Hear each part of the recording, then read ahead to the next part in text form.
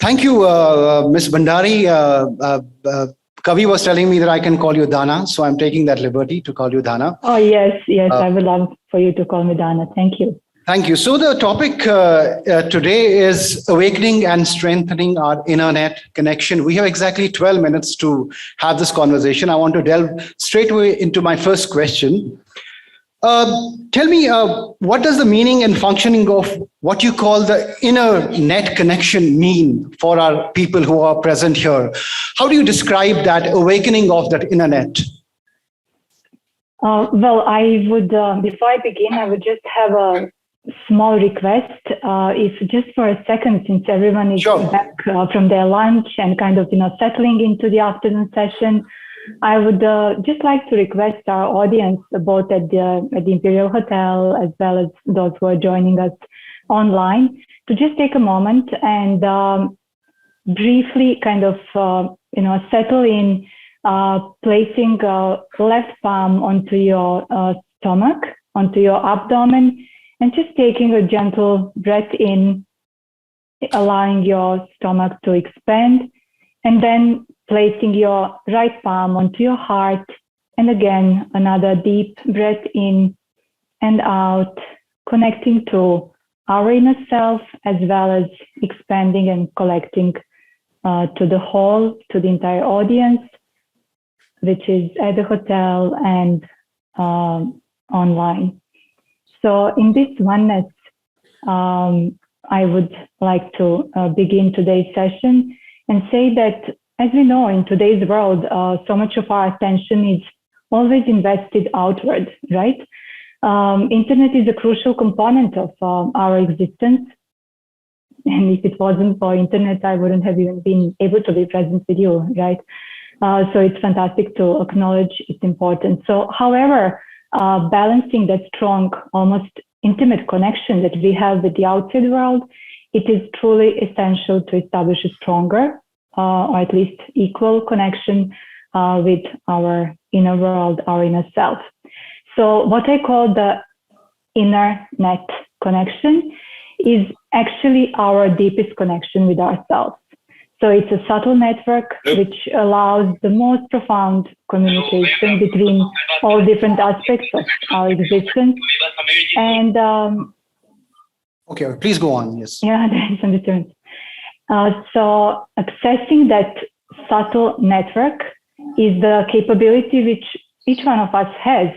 However, there is no simple user manual provided for the same. So it's up to us to embark onto this bi-individual journey of tapping into and connecting in this powerful network.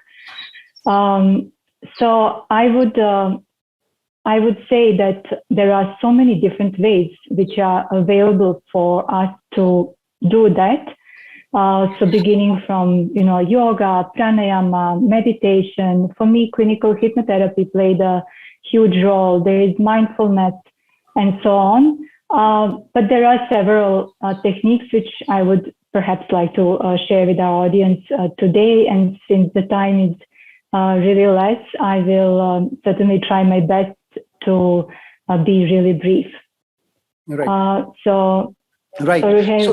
Right. So there's another thing, though the internet is not working inside, but the InnerNet we want to awaken and make it more functional.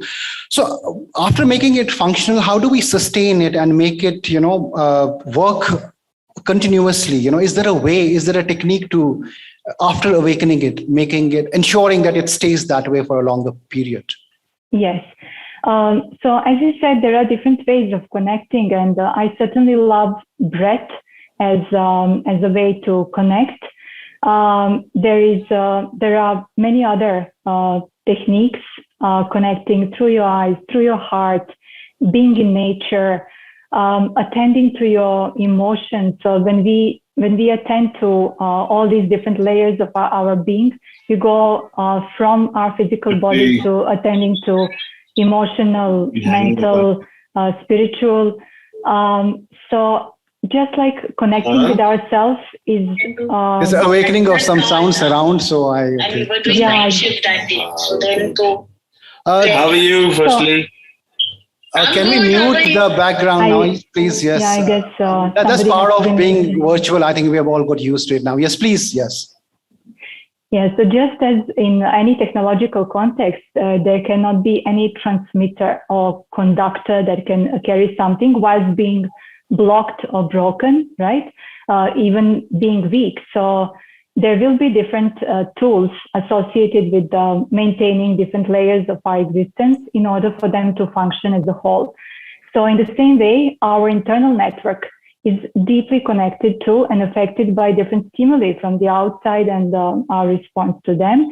So from the fundamental nutritional aspect, which includes nutrients, anti-inflammatory diet, to an adequate and rejuvenating sleep, regular, I would say, daily body movement, so that energy supply is continuous, emotional and mental health, including regularly checking in with ourselves on kinds of emotions and thoughts in which our existence is, marinated throughout the day, to, of course, spiritual practices. So meditation, mindfulness, chanting, journaling, being in nature, quieting our mind in just about any possible way which resonates with you.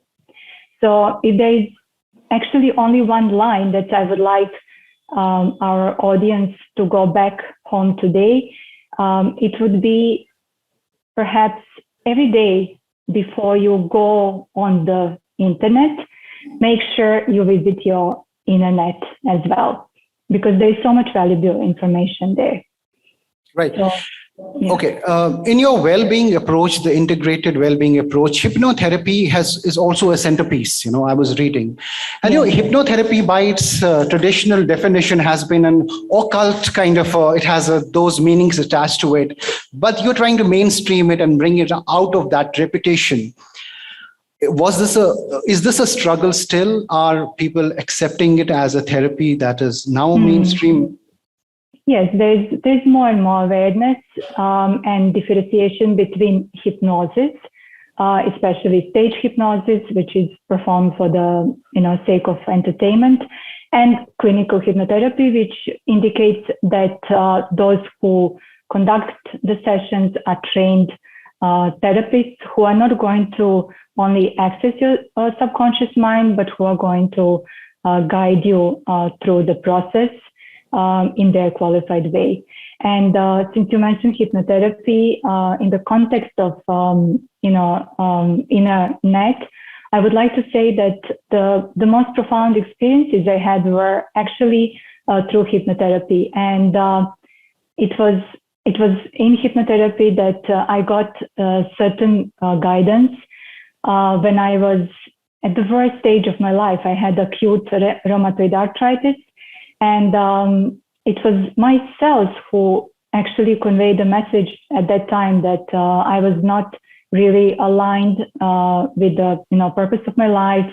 I was not supporting life, supporting my mission. So my body decided to stop supporting me.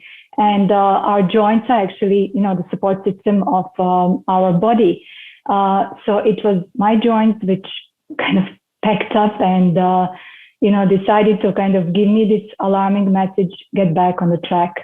So when I talk about InnerNet, this is what I refer to, listening, deeply listening, and being guided.